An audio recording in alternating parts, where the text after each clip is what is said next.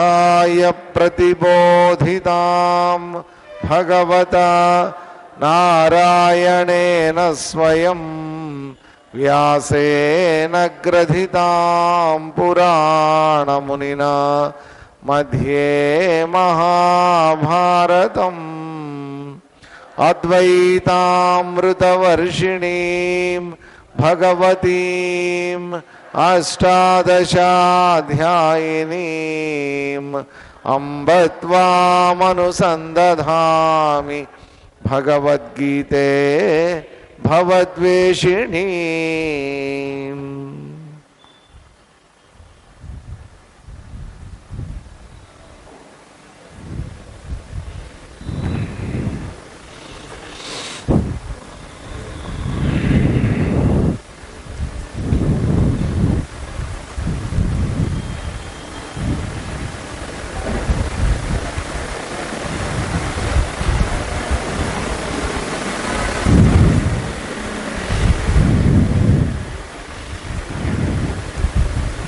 పదకొండో శ్లోకం నుంచి చదవాలనుకుంటా కదా,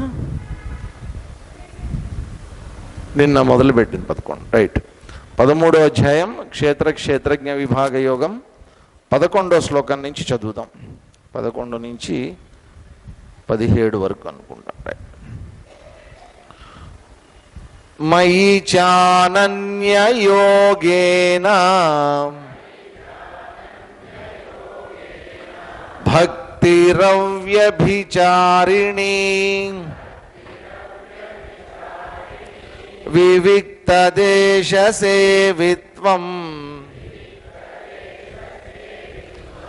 అరతిర్జన సంసది అధ్యాత్మజ్ఞాన నిత్యత్వం తత్వజ్ఞానార్థదర్శనం ఏతజ్ఞానమితి ప్రోక్తం అజ్ఞానం యదతోన్యథా జ్ఞేయం యత్తత్ ప్రవక్ష్యామి యజ్ఞాత్వామృతమశ్నుతే అనాదిమత్పరం బ్రహ్మ న సత్తన్నాసదుచ్యతే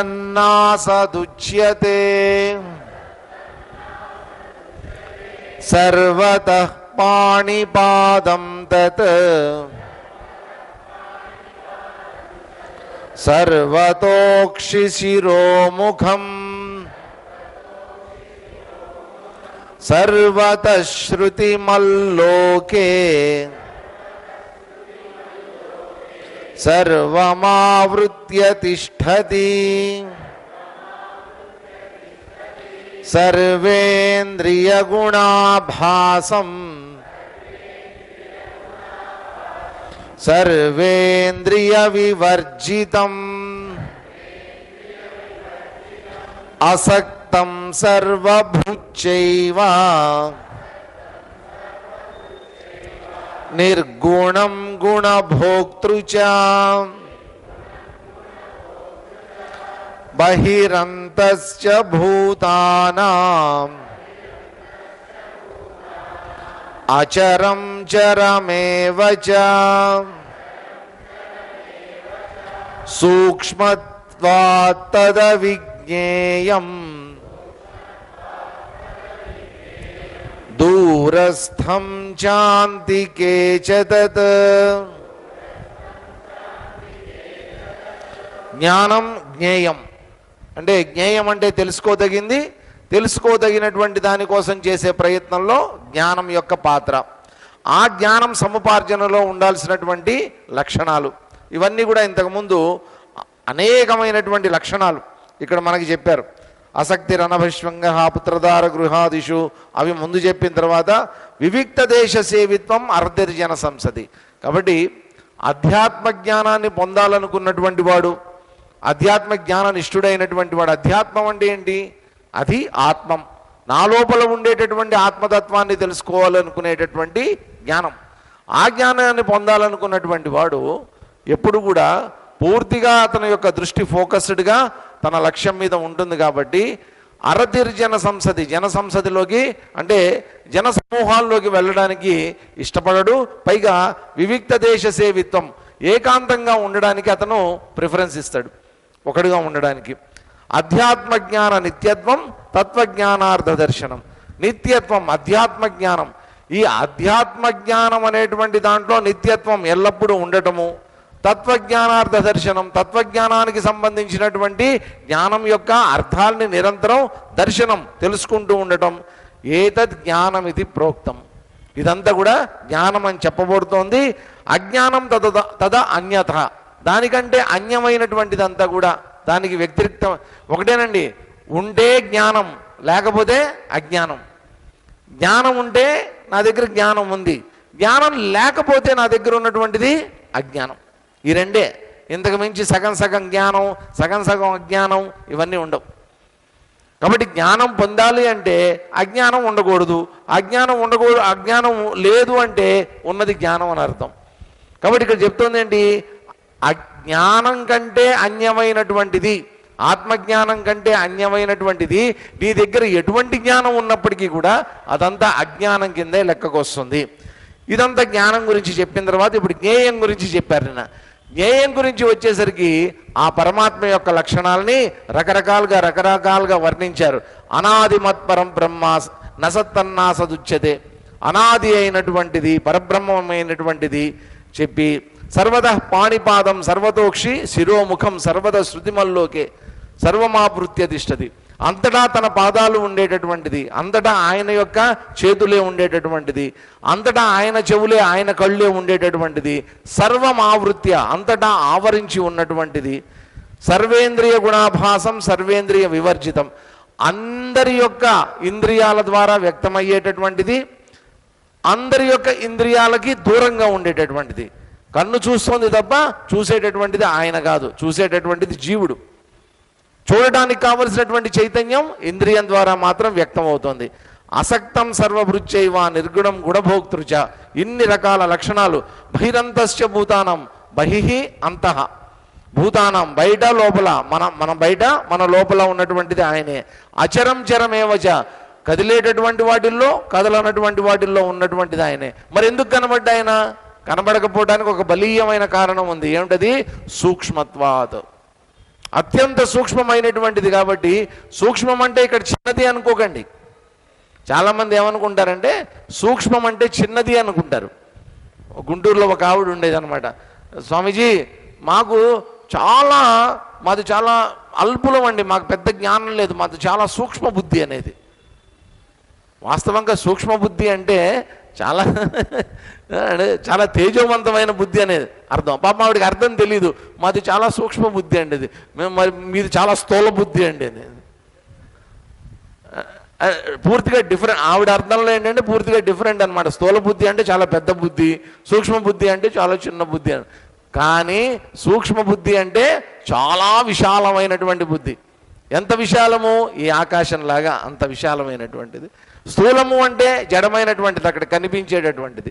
కంటికి కనిపించినటువంటిది సూక్ష్మమైనటువంటిది, సటిల్ అంటాం మనం కదా. ఆ సూక్ష్మమైనటువంటిది కాబట్టి అది అవిజ్ఞేయం, అది తెలియబడనటువంటిది. అది ఎలా ఉంటుందట? దూరస్థంచ అంతికే చదదు, ఎంత దూరం వెళ్ళినా ఉండేటటువంటిది అదే. నా లోపలికి తిరిగి చూసుకుంటే ఉండేటటువంటిది అదే. అంతర్ముఖ సమారాధ్య బహిర్ముఖ సుదుర్లభ. మీరు ఎంత దూరమైనా వెళ్ళండి కనబడదు, మరి ఎక్కడ కనిపిస్తుంది? నీ లోపలికి తిరిగితే నీకు కనిపిస్తుంది ఆవిడ. అలాగే ఇక్కడ కూడా దూరంగా ఉండేటటువంటిది ఆయనే, బయట ఉండేటటువంటిది ఆయనే, నా లోపల ఉండేటటువంటిది ఆయనే.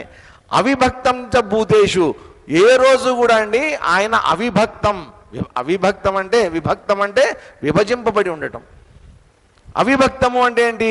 నా నుంచి ఏ రోజు కూడా విడబడకుండా ఉండేటటువంటి వాడు, అంటే నిరంతరం నన్ను అంటిపెట్టుకుని ఉండేటటువంటి వాడు. అంటిపెట్టుకుని ఉండడం కాదండి, నేనుగా వ్యక్తమయ్యేటటువంటి వాడు. అవిభక్తం చ విభక్తం ఇవచ స్థితం, విభక్తంలాగా కనిపిస్తాడు ఆయన, అంతే. విడిపోయినట్టు కనిపిస్తాడే తప్ప మన పైన ఉండేటటువంటి ఈ ఆకారాలు నామరూపాలు ఈ ఉపాధులన్నీ కూడా విడిపోయినట్టు కనిపిస్తున్నాయి కాబట్టి ఆయన కూడా విడిపోయినట్టు కనిపిస్తాడు అంతే తప్ప ఆయన విడిపోడు, మనతో పాటే ఉంటాడు నిరంతరం అని చెప్తూ భూతభర్తృజ తజ్ఞేయం గ్రసిష్ఠు ప్రభవిష్ణుజ. భూతభర్తృజ భూతాలన్నింటినీ కూడా భరించేటటువంటి వాడు ఆయన. గ్రసిష్ణు ప్రభవిష్ణుజ సంహారం చేసేటటువంటిది ఆయనే, సృష్టించేటటువంటిది ఆయనే. ఇది జ్ఞేయం తెలియవలసినటువంటిది. కాబట్టి పరమాత్మ లక్షణాలని దాదాపు ఒక 4 శ్లోకాల్లో మనకి నిన్నంతా కూడా వర్ణించి చెప్పారు. ఇదంతా ఏంటి, మనం లోపలికి అంతర్ముఖమయ్యి మన దగ్గర ఉన్నటువంటి జ్ఞానం, మనకి గురువులు ఇచ్చేటువంటి జ్ఞానం కానివ్వండి, మనం పుస్తకాల్లో చదివినటువంటి జ్ఞానం కానివ్వండి, మనం తెలుసుకున్నటువంటిది వాళ్ళ ద్వారా వీళ్ళ ద్వారా తెలుసుకున్నటువంటి జ్ఞానం కానివ్వండి, ఈ జ్ఞానం అంతా కూడా మనం చేయవలసింది ఏంటంటే లోపల నిరంతరం దానికి సంబంధించినటువంటి చింతన అనేటువంటి జరగాలి. ఈ చింతన జరుగుతూ ఉన్నప్పుడు ఏం జరుగుతుంది, ఇదిగో ఇక్కడ ఉన్నటువంటి పరమాత్మ, ఆయన యొక్క చైతన్యం, ఆయన యొక్క లక్షణాలు నా లోపల ఏ విధంగా వ్యక్తం అవుతోంది, బయట ఏ విధంగా వ్యక్తం అవుతోంది, ప్రపంచమంతటా ఎట్లా వ్యక్తం అవుతోంది, ఇన్ని రకాలైనటువంటి నిరూపణలు ఇవన్నీ కూడా నిరూపిస్తున్నారు. ప్రతి ఒక్కటి నిరూపించి చెప్తున్నారనమాట. దీంట్లో ఏది అబద్ధం లేదు, దీంట్లో ఏది బలవంతంగా మన మీద రుద్దేటటువంటిది కాదు. మనం లాజికల్గా సతార్కికంగా ఆలోచించి అర్థం చేసుకోవడానికి కావలసినటువంటి సమాచారాన్ని మన ముందు ఉంచారు. కాబట్టి మనం ఆలోచించి అర్థం చేసుకోవడం అనేటువంటిది మన చేతుల్లో ఉంది. అందుకని ఇది ఏంటి, జ్ఞేయము అని అన్నారు. తెలుసుకోదగినటువంటిది, తెలుసుకోవలసినటువంటిది, 2 అర్థాలు వస్తాయి. చెప్పిన తర్వాత ఇవాళ చెప్తున్నారు చూడండి, 18వ శ్లోకం చదువుదాం. జ్యోతిషామపి తజ్జ్యోతిః తమసః పరముచ్యతే జ్ఞానం జ్ఞేయం జ్ఞానగమ్యం హృది సర్వస్య విష్ఠితం జ్యోతిషామపి తజ్జ్యోతిః తమసః పరముచ్యతే జ్ఞానం జ్ఞేయం జ్ఞానగమ్యం హృది సర్వస్య విష్ఠితం. ఇంతకుముందు శ్లోకాల్లో చెప్పినటువంటి ఆ పరమాత్మ చైతన్యం ఏదైతే ఉందో తత్ అదే, అది జ్యోతిషామపి జ్యోతి, వెలుగులన్నిటికీ కూడా వెలుగైనటువంటిది. జ్యోతిషాం, జ్యోతి అంటే ఏంటి, ఇప్పుడు అక్కడ వెలిగించారు అది జ్యోతి, జ్యోతి ప్రజ్వలనం చేయండి అంటారు, జ్యోతి వెలిగించారు కాబట్టి ఆ జ్యోతి వెలుగుతూ ఉంటుంది అన్నమాట. ఇటువంటి జ్యోతులు ఎన్నున్నాయి, ఆ లైటు జ్యోతి, మనకి కరెంటు వేస్తే కరెంటు ఉంటే వెలుగుతూ ఉంటుంది.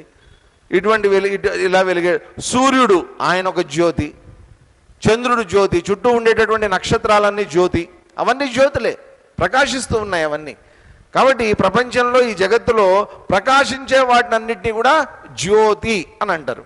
అయితే ఈ జ్యోతులన్నీ ఎలాంటివి, ఈ ప్రకాశించేటటువంటి దీపాలు కానీ జ్యోతులు కానీ ఇవన్నీ ఎలాంటివి, వెలగడానికి ఏదో ఒకటి ఆధారం ఉండాలి. ఇప్పుడు ఆ జ్యోతి ఉంది, అది వెలుగుతోంది, మీరు రాకముందే అది వెలిగించి పెట్టారు. అక్కడ ఏముంది, దాంట్లో ఆల్రెడీ నూనె పూశారు, దానికి ఒత్తు పెట్టారు, అక్కడ అగ్గిపెట్టెతోటి వెలిగించి పెట్టారు కదా. అది ఎంతసేపు ఉంటుంది, దాంట్లో ఆ నూనె ఉన్నంత వరకు, ఆ ఒత్తుకి ఆ వెలిగేటటువంటి ఓపిక ఉన్నంత వరకు వెలుగుతుంది. తర్వాత అయ్యా జ్యోతి కొండెక్కిందండి అంటారు, అయిపోయింది. కానీ ఇక్కడ చెప్తున్నటువంటి జ్యోతి ఎలాంటిదట, జ్యోతిషామపి, ఇటువంటి జ్యోతులన్నిటికీ కూడా జ్యోతి అయినటువంటిది. ఏ వెలుతురు ఉండటం వల్ల, ఏ వెలుగు ఉండటం వల్ల ఈ వెలుగులన్నీ మనకి కనిపిస్తున్నాయో, అంటే ఏంటంటే ఇక్కడ వెలుగు అంటే వెలుగుని డైరెక్ట్గా వెలుగులాగా తీసుకోకండి, ఏదో మన సైన్స్లో చదువుకున్నటువంటి లైట్ సౌండ్ ఆ థియరీలాగా తీసుకోకండి. ఇక్కడ ఏంటంటే వెలుగు అంటే ఏంటంటే చైతన్య ప్రకాశము. కాబట్టి ఏ చైతన్యం ఉండబట్టి ఇక్కడ ఉండేటటువంటి చైతన్యాలన్నీ కూడా ప్రకాశమానంగా వెలుగుతున్నాయో, ఏ చైతన్యం లేకపోతే ఇక్కడ చైతన్యం అనేటువంటి దాని యొక్క ఉనికే లేదు. జ్యోతిషామపి తజ్జ్యోతి అని ఏమన్నారు, అటువంటి జ్యోతి ఎలాంటిదట, తమసః పరం ఉచ్యతే. తమస్సు అంటే ఏంటంటే ఒక అర్థం ఏంటంటే చీకటి, ఇంకొక అర్థం తమస్సు అంటే ఏంటి, అజ్ఞానము. రెండు తమస్సుకు ఉండేటటువంటి అర్థం. కాబట్టి తమస్సుకి కూడా అతీతమైనటువంటిది ఏంటి, చీకటికి అతీతమైనటువంటిది వెలుగు, అజ్ఞానానికి అతీతమైనటువంటిది జ్ఞానం. కాబట్టి తమస పరం, తమస్సు కంటే కూడా ఉన్నతమైనటువంటిది వెలుగు కంటే. ఇక్కడ చెప్పినటువంటి ఇప్పుడు మనం ఆకాశం అంతా ఉందండి, రాత్రిపూట తల పైకెత్తి చూసాం, ఏం కనిపిస్తుంది? అంత చీకటే. మీరు ఎంత దూరం చూసినా చీకటే ఉంటుంది రాత్రిపూట, వెలుతురు ఏముండదు అక్కడ. పగలపూట మనకు వెలుతురు ఎందుకు కనిపిస్తోంది? సూర్యప్రకాశం అనేటువంటిది ప్రసరిస్తోంది కాబట్టి ఇక్కడ మనకు కనిపిస్తున్నటువంటిది వెలుతురు అనేది కనిపిస్తోంది. కానీ రాత్రిపూట చూస్తే అంతా చీకటే. అందుకని పోతన గారు ఏమన్నారు, పెను చీకటికి అవ్వల నెవ్వడు, ఆ పెను చీకటికి కూడా అవతల ఎవరైతే ఉన్నారో, చైతన్యవంతంగా ప్రకాశిస్తూ ఉన్నారో, ఏ ప్రకాశంలో చీకటి అనేటువంటి తెలియబడుతోందో. కాబట్టి అది అనంతమైనటువంటి ప్రకాశం, అనంతమైనటువంటి చైతన్య స్వరూపం అది. ఆ చైతన్య ప్రకాశంలో ఈ జగత్తంతా కూడా చైతన్యవంతంగా ప్రకాశిస్తోంది. అందుకని జ్యోతిషామపి తజ్జ్యోతి అన్నారు. వెంటనే ఏమన్నారు, తమసః పరముచ్యతే. అజ్ఞానం కంటే కూడా పరమమైనటువంటిది జ్ఞానం. కాబట్టి ఆ జ్ఞానం ఎవరైతే ఉన్నారో, జ్ఞానం, జ్ఞేయం, జ్ఞానగమ్యం, మూడు లక్షణాలు చెప్పారు. జ్ఞానము ఆయనే, జ్ఞేయం తెలియబడేటటువంటిది ఆయనే, జ్ఞానగమ్యం అంటే జ్ఞానం వల్ల పొందబడేటటువంటిది ఆయనే. పొందబడేటటువంటిది ఆయనే, పొందేది ఆయనే, పొందేటటువంటి జ్ఞానం కూడా ఆయనే, అన్నీ ఆయనే. దీన్ని ఏమంటారంటే త్రిపుటి అంటారనమాట. తెలుసుకోబడేటటువంటిది, తెలుసుకోబడేటటువంటి వాడు, తెలుసుకోవటం, జ్ఞానం, జ్ఞాత, జ్ఞేయం, ఈ మూడుని కలిపి త్రిపుటి అంటారు. ఇక్కడేంటి, అన్నీ ఉన్నాయి, అన్నీ ఆయనే. తెలుసుకునే, నా లోపల ఉండి తెలుసుకునేటటువంటి వాడు ఆయనే, నా ద్వారా తెలుసుకోబడేటటువంటిది ఆయనే, నేను తెలుసుకుంటున్నాను, తెలుసుకోవటం అనేటువంటి జ్ఞానం కూడా ఆయనే. కాబట్టి మూడు ఆయనే అయినటువంటిది జ్ఞానగమ్యం. హృది సర్వస్య విష్ఠితం, ఈయన ఎక్కడుంటాడట, సర్వస్య హృది విష్ఠితం, అందరి యొక్క హృదయాలలో నివాసమై ఉంటాడట ఈయన. ఏ హృదయంలో ఉంటాడండి? ఏ హృదయంలో ఉంటాడు? మామూలుగా మనకి హృదయం అంటే ఏంటి, రకరకాల అర్థాలు ఉన్నాయి. హృదయము అంటే అర్థాలు చాలా ఉన్నాయి. మామూలుగా నారాయణ హృదయాలయ ఎక్కడుంది? ఇది బెంగళూరులో ఉంది. అక్కడికి వెళ్తే ఏం చేస్తారు, కోసి ఆపరేషన్లు చేస్తారు కదా. ఆ హృదయం వేరు, వాళ్ళు పాపం హృదయం అని పేరు పెట్టుకున్నారు, కానీ ఆ హృదయం వేరు. అది మామూలుగా మనం హార్ట్ అంటాం, అది హృదయం. మామూలుగా ఇంకొక హృదయం ఏంటంటే, నీకు అసలు హృదయం ఉందా అంటారు. నీకు హృదయం ఉందా అంటే ఏంటి, అసలు నీ లోపల నీకు ఎమోషన్స్ అనేటువంటివి ఉన్నాయా, నీలో జాలి, దయ ఇవన్నీ ఏమన్నా ఉన్నాయా, అదొక హృదయం. ఇంకొక ఆధ్యాత్మిక హృదయం అండి. శారీరకంగా ఉండేటటువంటి హృదయం మనకి ఎడం పక్కన ఉంటుంది. ఎక్కడో 10 లక్షల మందిలో ఒకడికట కుడి పక్కన ఉంటుందట. ఉంటుంది, కొంతమందికి కుడి పక్కన ఉంటుంది, చాలా అరుదు అనమాట. కుడి పక్కన ఉండటం అనేది ఎవరో చాలా చాలా చాలా చాలా అరుదు. 10 లక్షల మందిలో ఎంతమందిలోనో ఒకడికి కుడి పక్క ఉంటుందట. కానీ ఆధ్యాత్మిక హృదయం ఎక్కడుందని చెప్తారంటే, మనిషి యొక్క కుడి పక్కన ఒక ఊహామాత్రమైనటువంటి, ఊహాజనితమైనటువంటి ఒకానొక హృదయాన్ని మన వాళ్ళు ఉంచారు. ఏ విధంగా అయితే ఎడం పక్కన మన గుండె అనేటువంటిది ఉంటుందో, కుడి పక్కన ఆ ఆధ్యాత్మిక హృదయం ఉంటుందన్న. కాబట్టి ధ్యానం చేసేటటువంటి వాళ్ళు, యోగులైనటువంటి వాళ్ళు, ఆ హృదయస్థమైనటువంటి, ఆ హృదయంలో నిక్షిప్తమైనటువంటి ఆ పరమాత్మ చైతన్యం ఏదైతే ఉందో, ఆ పరమాత్మ ప్రకాశం ఏదైతే ఉందో, దాని మీద తమ దృష్టి అనేటువంటిది లగ్నం చేసి, దాని ద్వారా ఆత్మతత్వాన్ని చూడడానికి, ఆత్మజ్ఞానాన్ని పొందడానికి ప్రయత్నం చేస్తారు. కుడి పక్కన ఉంటుందట అది. మీరు కోసి చూస్తే అక్కడ ఏం కనిపించదండి, ఏముండదు అక్కడ. ఎడం పక్కనైతే మీ గుండె కనిపిస్తుంది, స్టెంట్లు పెడతారు, ఓపెన్ హార్ట్ సర్జరీలు చేస్తారు, బైపాస్ సర్జరీలు చేస్తారు. దీనికి ఏమన్నా సర్జరీ చేద్దామని ఇక్కడికి వస్తే ఇక్కడ ఏం కనిపించదు మీకు. కానీ అదేంటి, ఆధ్యాత్మిక హృదయం అది ఉంది. దాంట్లో అంగుష్ట మాత్రంగా పరమాత్మ చైతన్య ప్రకాశం అనేటువంటిది అద్భుతంగా ప్రకాశిస్తూ ఉంటుందట. దాని యొక్క ప్రకాశం మన నవనాడుల గుండా అంతా శరీరం అంతా కూడా వ్యాపించి మొత్తం దేహం అంతా కూడా వ్యాపిస్తూ ఉంటుందట. అదే చైతన్యం బయట కూడా ప్రకాశిస్తూ ఉంటుందట. యోగులైనటువంటి వాళ్ళు ఆ హృదయంలో వెలుగుతూ ఉన్నటువంటి చైతన్యం మీద దృష్టిని కేంద్రీకరించి వాళ్ళు ఆ పరమాత్మ చైతన్యాన్ని అర్థం చేసుకుని అనుభవాన్ని పొందుతారట. కాబట్టి హృది సర్వస్య అందరి, ఇది ఎవరి హృదయాల్లో ఉంటుంది? ప్రతి వాళ్ళ హృదయంలోనూ ఉంటుంది. ఇది ప్రతి వాళ్ళకి ఆధ్యాత్మిక హృదయం ఉంటుంది. ప్రతి వాళ్ళ ఆధ్యాత్మిక హృదయంలోనూ ప్రకాశించేటటువంటిది పరమాత్మే. యోగులైనటువంటి వాళ్ళు గుర్తిస్తున్నారు, మనలాంటి వాళ్ళేమో ఎక్కడుందా అని వెతుక్కుంటున్నారు, అంతే తేడా. కాబట్టి ఈ విధంగా అంతటా ఉండేటటువంటి ఈ చైతన్యమే. ఇంకా దీని గురించి ఏం చెప్పారు తర్వాత శ్లోకంలో చెప్తున్నారు చూడండి. ఇది ఎలాంటిది అట?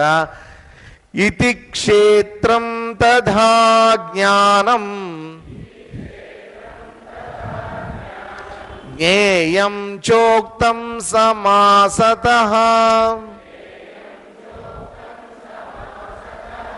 మద్భక్తయే తద్విజ్ఞాయ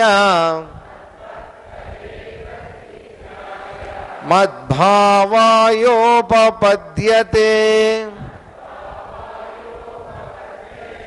ఇతి క్షేత్రం తథా జ్ఞానం జ్ఞేయం చోక్తం సమాసతః మద్భక్తయే తద్విజ్ఞాయ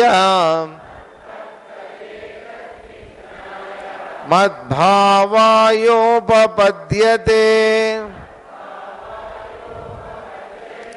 ఇప్పటి వరకు జరిగినటువంటి దాంట్లో మనం గనక గమనిస్తే అర్జునుడు అడిగినటువంటి ప్రశ్నకి సమాధానంగా ఈ శ్లోకాలన్నీ వస్తున్నాయి కదండి.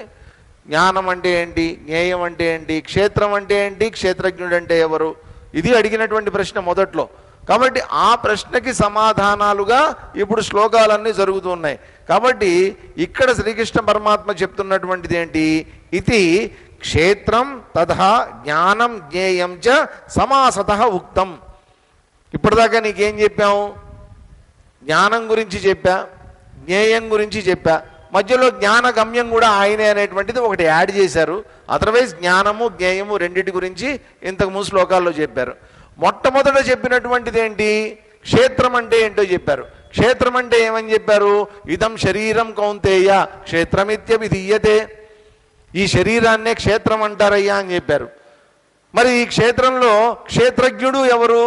అన్ని క్షేత్రాల్లో ఉండేటటువంటి క్షేత్రజ్ఞుడైనటువంటి వాడిని నేను ఒక్కడే అనేటువంటి విషయం కూడా చెప్పారు.